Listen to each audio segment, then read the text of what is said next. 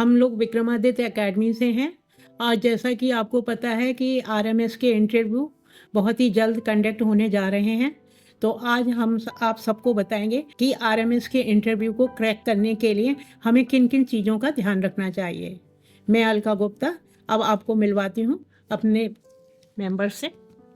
Hello everyone, मेरा नाम देव है और हम विक्रमादित्य एकेडमी से हैं।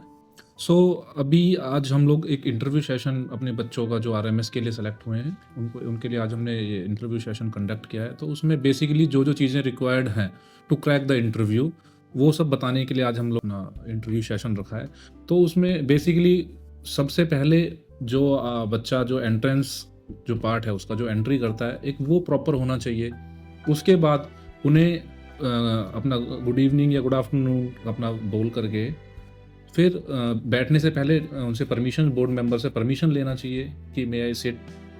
फिर उसके बाद अपना कॉन्फिडेंस, एक बहुत ज़रूरी चीज़ है, जो उनका कॉन्फिडेंस लेवल है वो एकदम बूस्टेड रहना चाहिए। उनका अटायर, उनका dressing sense, it should be proper. एक जो ये जो इंट्रोडक्शन पार्ट जो होता है, जो आप इंट्रोडक्शन देते हैं फैमिली के बारे में, वो प्रॉपर होना चाहिए। मैं अपने कलीग से अब हैंड ओवर करता हूँ, अब वो आपको नेक्स्ट कुछ टिप्स देंगे। आपको तो पहले एंट्री और कैसे आपको बैठना वगैरह ये सारी चीज़ें मिल गई। जब आप बातें करते हैं बोर्ड मेंबर से तो कुछ इंपॉर्टेंट चीज़ें हैं, जैसे हम बॉडी लैंग्वेज की बात करते हैं तो बॉडी लैंग्वेज में 2-3 चीज़ें बहुत इंपॉर्टेंट है कि एक हमारा आइज़ का मूवमेंट कैसे हो रहा है। एक चीज़ ध्यान में रखना है कि ऐसा नहीं है कि सिर्फ आप एक ही मेंबर से बात कर रहे हो। बोर्ड में जितने भी मेंबर बैठे हुए हैं आपको उन सबसे बात करना है, भले ही क्वेश्चन एक ने पूछा हो, लेकिन बात आप सभी से कर रहे हैं। तो आपका जो आई मूवमेंट होना चाहिए या आपके हेड का मूवमेंट जो होना चाहिए वो इस तरीके से होना चाहिए जैसे आप अपने घर में बात करते हैं। ठीक, ये एक चीज़ ध्यान में रखना है।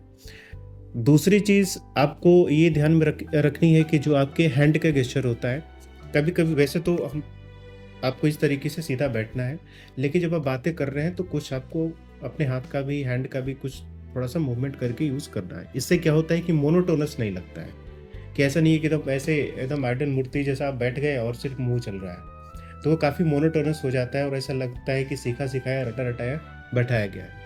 तो ये चीज़ वहाँ पे नहीं होनी चाहिए। ये 2-3 चीज़ें आपको खास करके बॉडी लैंग्वेज से रिलेटेड याद रखनी है। एक चीज़ और, जब आप बातें कर रहे हैं तो आपकी आवाज़ थोड़ी सी लाउड हो, एकदम लो फ्रिक्वेंसी में नहीं बोलना है, लाउड बोलना है। इसका कारण क्या है? इसका रीज़न ये है कि मान लीजिए कि बोर्ड मेंबर में कोई एक ऐसा पर्सन हो जिसको थोड़ा सा ऊंचा सुनाई देता हो, यानी ये धीमा थोड़ा कम सुन पाता हो। मे बी पॉसिबल, क्योंकि हो सकता है कोई एजेड पर्सन भी बैठा हुआ बोर्ड मेंबर में। तो ऐसे सिचुएशंस को टैकल करने के लिए हमारा आवाज़ क्या होना चाहिए? ऊंचा होना चाहिए, ताकि उस पर्सन को भी सुनाई दे। अगर उसको तकलीफ होगी तो फिर आपके मार्क्स पे भी इफेक्ट हो सकता है। तो इस चीज़ का भी आपको ध्यान रखना है। ठीक है। मैं अंत में आपको नटशेल में बताना चाहूँगी कि आप जब जो भी इंटरव्यू को अटेंड करें उसमें फुल्ली कॉन्फिडेंट रहें, बिल्कुल भी घबराएं नहीं। हो सकता है कि आपको जो बोर्ड मेंबर क्वेश्चन पूछें वो आपको आंसर आता हो या नहीं आता हो, जो भी आप बोलें उसे कॉन्फिडेंटली बोलें और बड़े ही तरीके के साथ बोलें, और आपकी वॉइस में क्लैरिटी होनी चाहिए, लेजिबिलिटी होनी चाहिए। इन चीज़ों का ध्यान रखें और जब आप बैठें तो आप ढीले ढाले होकर ना बैठें, अपने स्ट्रेट होकर बैठें, ताकि जो बोर्ड मेंबर्स हैं उनको लगे कि आप फुल्ली इंटरव्यू के लिए तैयार होकर आए हैं। Thank you, all the best.